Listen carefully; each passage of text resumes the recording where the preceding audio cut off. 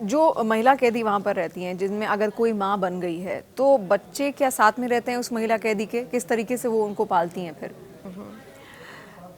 अब prison manual के हिसाब से जो जैसे महिला के साथ 6 साल तक के बच्चे रह सकते हैं। कई केसेस ऐसे होते हैं जिसमें मदर फादर दोनों, मतलब parent of both parents are inside, father भी अंदर है और मदर को भी हो गए, तो उस कंडीशन में और बाहर देखने वाला कोई नहीं है, बूढ़े माँ सास ससुर हैं या माँ बाप हैं, तो उस कंडीशन में 6 साल तक के बच्चों को एक महिला कैदी अपने साथ रख सकती है। तो वुमेन प्रिजन में एक अलग वार्ड में रखा जाता है उनको, ताकि जितनी भी बच्चों के साथ वो महिला बच्चों कैदी के रह साथ सके। हाँ वो रखा जाता है। तो बाहर का जो समाज है क्या उनको एक्सेप्ट कर पाता है कि उनको पता है उनकी अगर बहू है, बेटी है या कोई भी उनकी लगती हो महिला कैदी की, अगर खास तौर पे मैं बात कर रही हूँ, तो क्या समाज उनको एक्सेप्ट कर पाता है? ये एक भ्रांति रहती है दिमाग में कि ये तिहाड़ जेल में रहती है, तिहाड़ जेल की प्रिजनर है। वो आखिर क्यों? वो बहुत डिफ्रेंशिएट कर दिए जाते हैं सोशल लाइफ से, समाज से। विमेन, आपको तो मालूम है इंडिया वैसे ही पुरुष प्रधान देश है, यहाँ वुमेन को हर चीज़ के लिए स्ट्रगल करनी पड़ती है, और ऊपर से इनकार्सरेशन हो जाए तो they are not easily accepted. But वही है कि उनको जितना हम फाइनेंशियली इंडिपेंडेंट करेंगे, अपनी लाइफ खुद बना सकती हैं बिना किसी और के ऊपर डिपेंडेंट होने के। एक ये भी भ्रांति है महिलाओं को लेकर, महिला कैदी जो वहाँ पर है, जो झुग्गी झोपड़ियों से आती हैं खास तौर पर, वो एक मेंटालिटी लेकर तिहाड़ जेल में कई बार आती हैं। ऐसे बहुत केसेस भी देखे गए हैं। वो ये सोचती हैं कि वो छोटी मोटी चोरी मकारी कर लेंगी या चोरी कर ली या कुछ भी ऐसी कोई चीज़ कर ली ताकि हम तिहाड़ जेल के अंदर तक पहुँच जाएँ। उनकी सोच ये रहती है कि वहाँ पर जो कैदी रहेंगे उनसे उनको लड़का पैदा होगा। क्या ऐसी सोच लेकर भी महिला कैदी वहाँ पर आती है? नहीं, ऐसा नहीं है। देखिए, कोई भी ऐसे जेल तो जानबूझकर नहीं जाना चाहेगा, लेकिन फिर भी क्या आपने कोई ऐसे केसेस देखे होंगे? खाना टाइम पे मिल रहा है, सब कुछ टाइम पे आपको वहाँ मिल रहा है, स्किल डेवलपमेंट, आपका ऑलराउंड डेवलपमेंट एक तरीके से हो रहा है किसी भी कैदी का, तो कोई कैदी इच्छा से तो वैसे नहीं आना चाहेगा, लेकिन फिर भी आपने क्या कोई ऐसा केस देखा है कि इच्छा से कोई कैदी वहाँ पर आ रहा हो, बहुत खुश हो? 1-2 केसेस ऐसे थे जिसमें कि उसको हार्ट सर्जरी कर बाहर होनी थी, बट क्राइम करके दे कम इनसाइड, और यहाँ पे उनका हार्ट सर्जरी होनी थी? हाँ, हार्ट पेशेंट था, हार्ट का ट्रीटमेंट होना था, और तो मतलब जेल में आके वो ट्रीटमेंट उसको मिल गया? जी, तो इसी वजह से उसने वो चोरी की थी? इसी वजह से। आपने कभी फांसी देखी है अंजू मंगला जी? जब आप तिहाड़ में रही तो उतने दिन कभी फांसी आपने नहीं, देखी? मैंने कभी नहीं देखी। फांसी के लिए कहा जाता है कि एक स्पेशल तरीके की रस्सी आती है, वो रस्सी कैसे तैयार की जाती है? वो इतना स्पेशल उसको आखिर क्यों बनाया जाता है?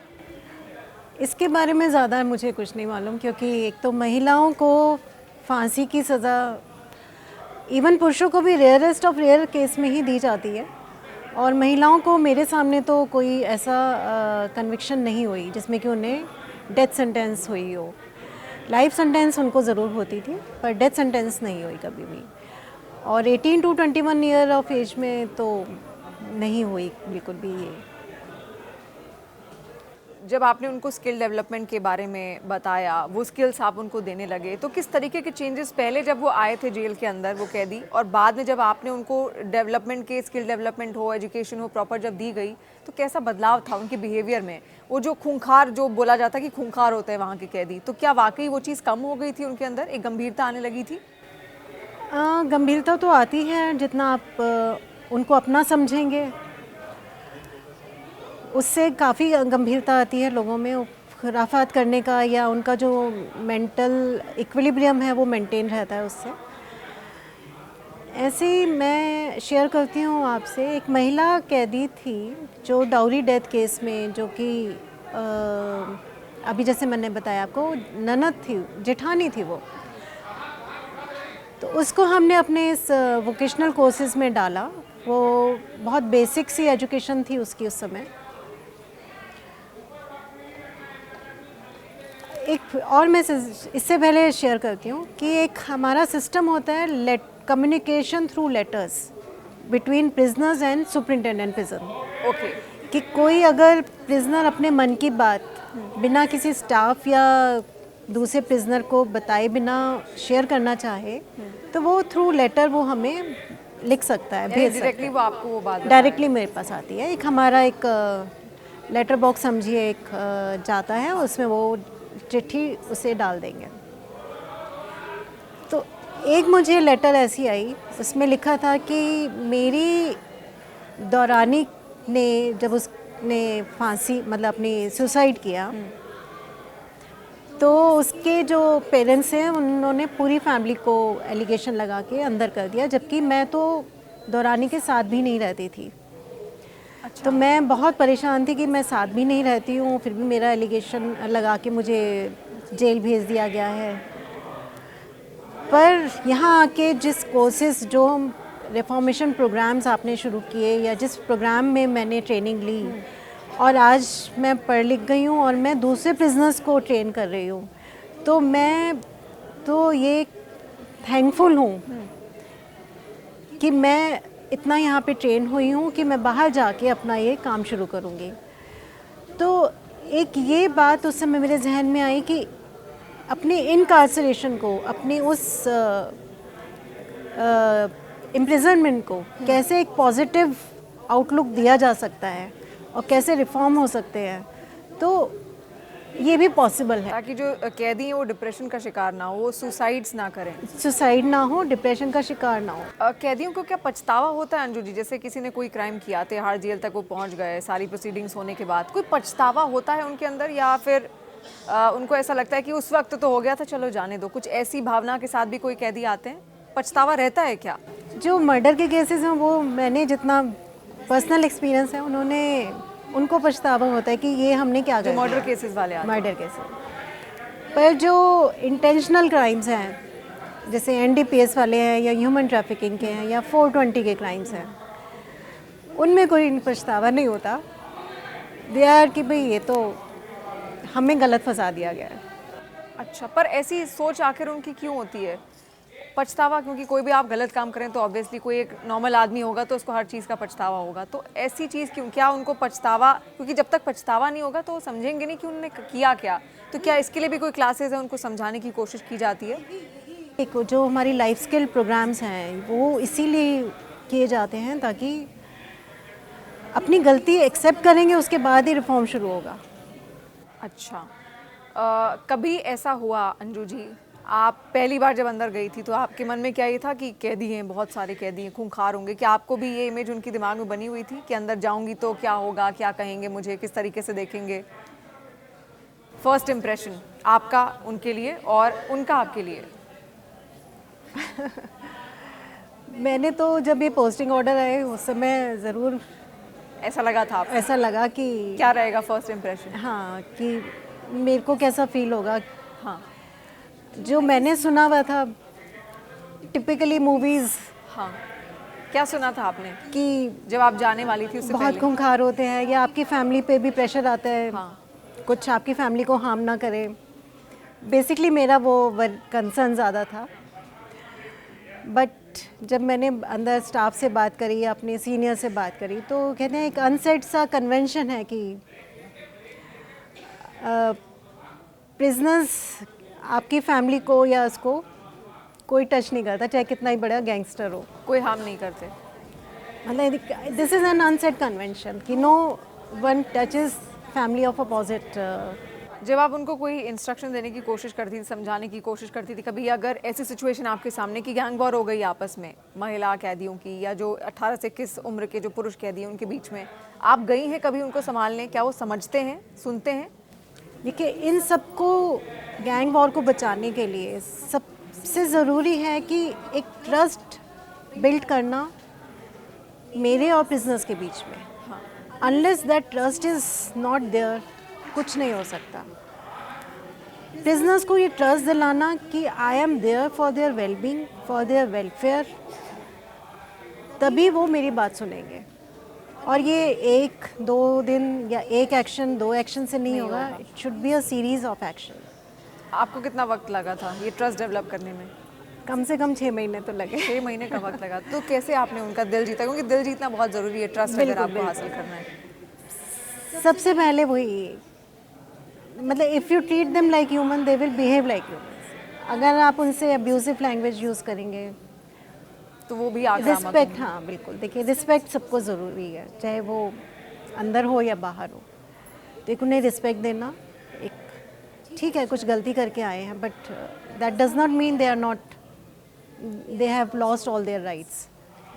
अंजू जी, कई ऐसे भी कैदी हैं जिन्होंने बहुत लंबा वक्त जेल में ही बिता दिया होता है, उनकी जो कानूनी प्रक्रियाएं लगातार चलती हैं, लगातार पेशी उनकी होती रहती है।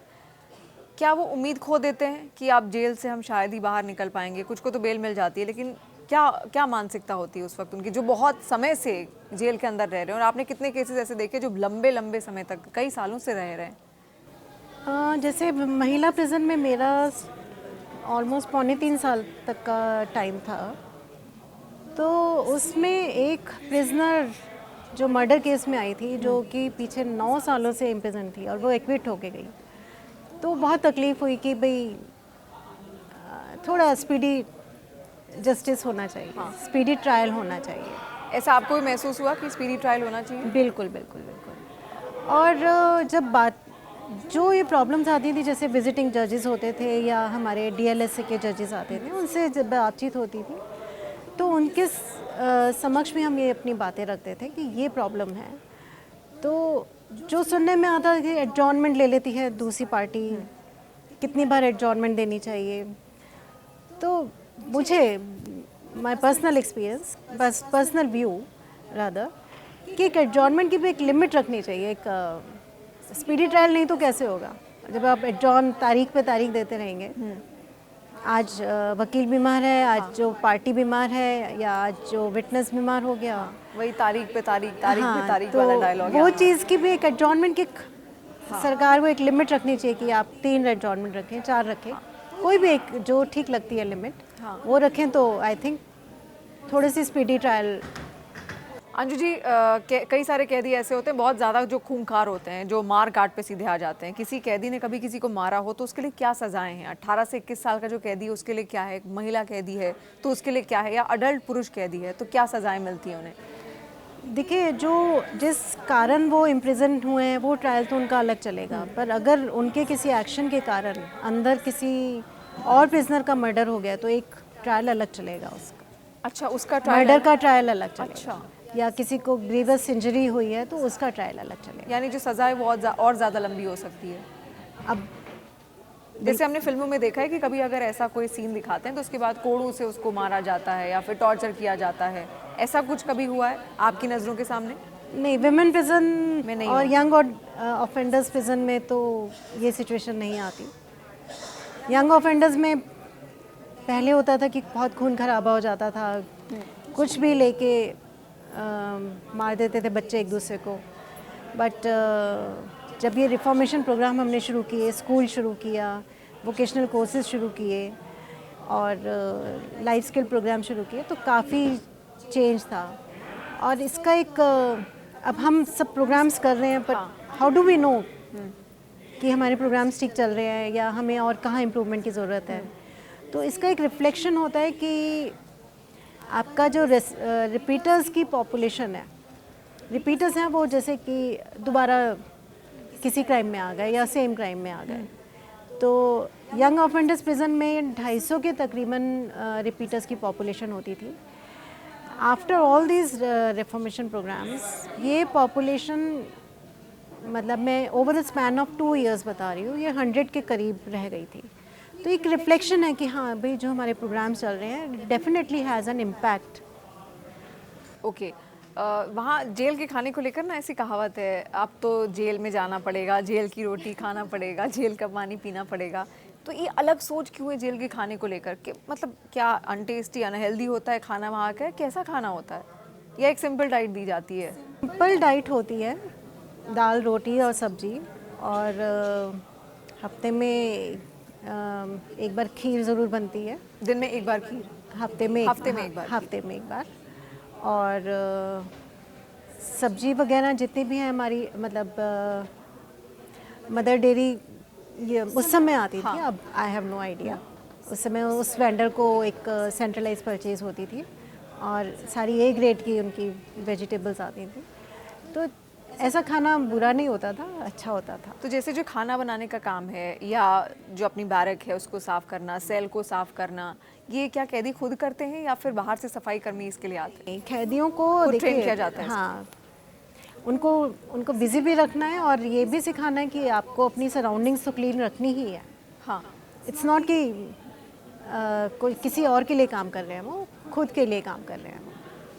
कई कैदियों के पास हथियार भी देखे गए हैं अंजू जी। हथियार वो कहाँ से बनाते? कुछ घिस घिस के प्लेट के जरिए हथियार बना लेते हैं, या जो प्लेट्स उनको दी जाती हैं, मग्स जो दिए जाते देखिए, हैं, पहले होती थी स्टील की स्टील की प्लेट्स, प्लेट्स। वो तो काफ़ी टाइम पहले ही छोड़ दी गई। उसके बाद प्लास्टिक की ट्रे शुरू करी। अब प्लास्टिक भी ट्रे घिस घिस के वो शार्प तो हो ही जाता है। अभी प्लास्टिक दिया जाता है उनको, प्लास्टिक की प्लेट्स। हाँ। स्टील अब हटा दिया गया। हाँ, स्पून्स भी वगैरह सब डिस्पोजेबल स्पून्स ही दी जाती हैं। पर ऐसा है कि आपके कई बार कूलर होते हैं या कोई इलेक्ट्रिक फिटिंग कोई है, तो उसमें से कुछ, या जैसे वॉल फैन है, उनकी जो कवर होता है उसकी एक निकल गई। मतलब they are very innovative that way. मतलब उनको जो चीज़ ऐसी दिख रही होगी जिससे वो घिस के उसको हथियार बना सकते हैं, तो वो तुरंत वहाँ से निकाल लेते हैं। ये विजिलेंस रखनी बहुत ज़रूरी होती है प्रिजन में कि इस तरह का कुछ ना करें। चार्ल्स शोबराज का नाम हमने बहुत सुना है। तिहाड़ जेल में उनको लेकर बड़ी सारी कहानियां हैं कि एक अलग सी बैरक उनको दी गई थी, सारी सुविधाएं उनको वहाँ पर मिलती थी। ऐसा होता है क्या किसी कैदी को वीवीआईपी ट्रीटमेंट मिल रहा है, वीवीआईपी कल्चर वहाँ पे, क्या ऐसा देखा गया है? देखिए, बहुत जो मैं कहूँ कि अलग पढ़े लिखे प्रिजनर्स हैं, या एक सेल रिच प्रिजनर्स जो हैं। रिच प्रिजनर्स जनरली कम होते हैं। ओके। एक या दो मुश्किल से, वो भी नहीं। 18 से 21 में तो बिल्कुल भी नहीं। और विमेन प्रिजनर में मुश्किल से एक या दो। बट उसको वीआईपी ट्रीटमेंट देना यानी बाकी 500 लोगों को अपने अगेंस्ट करना, विच आई डोंट वांट। तो आपने कभी ऐसा देखा है कि किसी एक कैदी को बहुत ज़्यादा आपके आने से पहले या जाने के बाद तो बेशक आपको नहीं मालूम होगा, लेकिन आने से पहले कभी आपने देखा है कि अलग ट्रीटमेंट दिया जा रहा है कुछ कैदियों को, और कुछ कैदियों को जो सामान्य ट्रीटमेंट है वो वहाँ पर दिया जाता है? ऐसा क्या होता ऐसा था कि उन भेदभाव भी लोगों कुछ के होता लिए है? खाना का देखा था मैंने कि खाना उनके लिए अलग बन रहा है, बाकियों के लिए अलग बन अच्छा, रहा है। ऐसा होता है? तो फिर वो उस पर एक हमने जब इन माई प्रीवियस पोस्टिंग ये सीखा था, जब हम मॉक ड्रिल करते थे डिज़ास्टर मैनेजमेंट में, कि अगर आपने लोगों को इकट्ठा किया है, उनको जाने से रोका है, कहीं इकट्ठा किया है, तो उनको अगर खाना पीना मिल जाए, शांत रहेंगे, तो उसमें से एक दो ही बोलेंगे, 20 लोग नहीं बोलेंगे। तो अगर उनका खाना ठीक होगा, 500 यहाँ 500-600 लोग हैं, 600 लोगों को खाना ठीक मिलेगा तो ठीक रहेंगे वो थोड़ा। खाना ठीक नहीं मिलेगा तो इसी बात पे ग्रंटल करेंगे। तो खाने का एक मैंने बहुत कोशिश करी थी कि बिल्कुल एक सा खाना बने पूरी प्रिजन में, सबको एक सबके जैसा लिए खाना। एक जैसा मिले, तो कम से कम ये इशू तो ना हो कि खाना भी ठीक नहीं मिल रहा। अंजू जी, सेल और बैरक में क्या फ़र्क है? बैरक में कब रखा जाता है कैदी को, और सेल क्या है, सेल में कब रखा जाता है? दोनों अलग अलग टर्म है। सेल होता है एक छोटी स्पेस जिसमें कि एक कैदी रहेगा या 3 कैदी रहेंगे। अच्छा। और बैरक होती है एक बड़ी स्पेस होती है, जिसमें कि उस बैरक की कैपेसिटी के ऊपर डिपेंड है कि 10 की बैरक भी होती है, 15 की भी होती है, कोई हॉल टाइप बैरक्स भी होती हैं, उनमें 20-25 लोग भी रहते हैं। तो सेल में कई बार एक जने को रखना अवॉइड ही करते थे, क्योंकि जब जैसे जेल बंद हो जाती है, सब अच्छा बोलते हैं हम जेल बंद होना, तो सनसेट तक हम जेल बंद सब अच्छा करते थे। उससे और सुबह 5 बजे जब गिनती शुरू होती है, पूरा आपको समझो 10 घंटे 8-9-10 घंटे आप अकेले बिता रहे हो, तो उसमें डिप्रेशन में जा सकता है या कुछ। इसीलिए जल्दी सेल में नहीं शिफ्ट किया जाता ताकि कैदी अकेला ना नहीं, रहे। या फिर 3 जनों को रखते थे। अच्छा, कोशिश अगर कोई करते थे रहेगा कि तो 3 रहेंगे साथ में। रहेंगे, तो एक जने को नहीं रखने की मेरी ऐसी सोच थी। 18 से 21 साल के जो कैदी हैं, आपने उनमें किस तरीके का बदलाव देखा है महिला कैदियों के कंपैरिजन में? क्योंकि आपने कहा फुल ऑफ एनर्जी होते हैं, उनको संभालना बहुत ज़्यादा मुश्किल होता है। तो जब आप पहली बार गई थी, आपको क्या लगा था कि मैं इनको संभाल पाऊंगी? बहुत मुश्किल लगा, क्योंकि जब मैंने प्रिजन ज्वाइन की उससे पहले एस्केप हुआ था इसी प्रिजन से। अच्छा। और एक प्रिजनर वार्डर को मतलब कुछ बच्चों ने मिलके उस पर ब्लैंकेट डाल के उसकी पिटाई का किस्सा सुना था। तो एक बड़ा समय बहुत वही कह रही हूँ पनिशमेंट पोस्टिंग के रूप में मानी जाती थी। तो बल्कि जब मेरी पोस्टिंग हुई तो मेरे जो मेल काउंटर पार्ट से कहते हैं मैम कॉन्ग्रेचुलेशंस कहें या क्या कहें क्योंकि ये तो पनिशमेंट पोस्टिंग है। तो मैंने अपने सीनियर से बोला, कहते हैं नहीं कोई पनिशमेंट पोस्टिंग नहीं है क्योंकि आपने विमेन प्रिजन में इतना रिफॉर्मेशन चेंज किया है, रिफॉर्मेशन किया है, तो we want to replicate this in for these young offenders also. So for you that was not actually That was not a हाँ, punishment. okay, punishment posting. तो जब सीनियर ने बोले थोड़ा सा लगता है कि भाई ठीक है चलिए करते हैं आगे फिर, तो उन परिस्थिति में जब जेल संभाली तो डर तो था ही, मतलब थोड़ी सी अप्रहेंशंस होती है कि ये सुनेंगे नहीं सुनेंगे। बच्चे लड़के लोग तो नहीं सुनते नहीं अक्सर, सुनते हाँ, उनको संभालना सबसे ज़्यादा मुश्किल सबसे काम ज़्यादा मुश्किल है। और जो महिला प्रिजन में जो समझिए जो टर्मोइल क्रिएटर या ऐसे लोग 5-6 होते थे यहाँ पे, 20-25 पॉपुलेशन के हिसाब से भी और एज फैक्टर के हिसाब से भी। अब उनको संभालना पड़ा बहुत मुश्किल, और उनके कहने से बाकी बच्चे एकदम से कुछ भी करने मरने को तैयार। तो सबसे पहले उन 25 लोगों को संभाला। जिससे कहते हैं ना मॉनिटर उन्हें ही बनाओ जो शरारती बच्चे। हाँ हाँ, ऐसा होता भी है अक्सर क्लासरूम्स में ही देखा जाता है, जो सबसे शैतान है उसी को और जिम्मेदारी उन्हें उन एक वही ट्रस्ट बिल्ड करने की कोशिश की, आप अच्छा करेंगे अच्छा होगा। उनको एक अलग से प्रोग्राम उनके लिए किए, अलग से उनकी लाइफ स्किल की प्रोग्रामिंग की। और इसमें बड़ा अच्छा एक वाक़या हुआ कि जो प्रिजनर था जो ऐसे शरारती बच्चा मैं कहूँगी, मेरी जब ट्रांसफ़र की ऑर्डर्स आए हाँ प्रिजन से आउट ऑफ हाँ बैक टू माय गवर्नमेंट, मुझे आके कहते हैं मैडम आप मुझसे पहले मत चले जाना यहाँ से। अच्छा, मेरे से पहले आप मत जाना। कि वो मतलब he got so attached okay, कि भाई मुझसे पहले यानी मत आपका चले। भी अटैचमेंट रहा है उन प्रिजनर्स के साथ, इसीलिए आपने एक जगह बोला भी है मेरे बच्चे की तरह है। बिल्कुल बिल्कुल। तो मतलब जो आप सोच कर आई थी कि मैं इस तरीके से हैंडल करूंगी, आपने कोई प्लानिंग उससे पहले की थी जब आपकी पोस्टिंग हो रही थी और जब आपको ये कहा गया कि ये तो पनिशमेंट पोस्टिंग है, तो तब उस वक्त कैसा लगा था आपको? आपको क्या लगा था आप कर पाएंगी या फिर नहीं? देखिए अपने आप में विश्वास रखना हाँ। बहुत ज़रूरी है, और अपने स्टाफ में ये विश्वास रखना, विश्वास दिलाना कि आपके बिना नहीं हो पाएगा ये। तो ये टीम वर्क होता है हमेशा। अपने साथ साथ अपने स्टाफ को भी ग्रूम करना, मुझे हमेशा से लगता था कि स्टाफ के बिना नहीं हो पाएगा कुछ भी। और यही प्रिजनर्स के साथ भी खराब, कुछ प्रिजनर भी प्रिजन को संभालने में मदद करते हैं।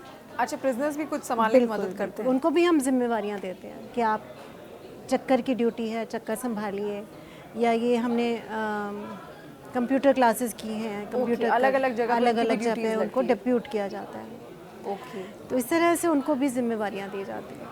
अंजू जी, अभी आपने एक वाकया कहा जहाँ पे आपने कहा कि मुझसे पहले जब मैं आने वाली थी तो प्रिजन से भागे भी थे कुछ कैदी, तो भागते कैसे? मतलब वहाँ तो सब कुछ इतनी निगरानी है, सीसीटीवी कैमरेज लगे हैं और 24 घंटे सारे जो सुरक्षा कर्मी वहाँ पे खड़े हैं, फिर कैसे? हम लोग बहुत सरप्राइज थे क्योंकि तब मैं विमेन प्रिजन में थी जब ये एपिसोड हुआ। फिर जब मैं क्योंकि मेल इसी यंग ऑफेंडर्स प्रिजन से ही एस्केप हुआ था, तो जब मैं यंग ऑफेंडर्स प्रिजन में आई तो एक बच्चा, और ये 20 फीट ऊंची वॉल होती है, इट्स नॉट, और सीधी वॉल होती है, it's not a slope. Okay. तो मुझे बॉर्डर बुला के लेके आया कि मैडम देखो आप। हाँ। और वो बच्चा ऐसे बिल्कुल किनारे किनारे से ऊपर तक चढ़ के ऊपर चला गया। तो they are so skilled. Oh,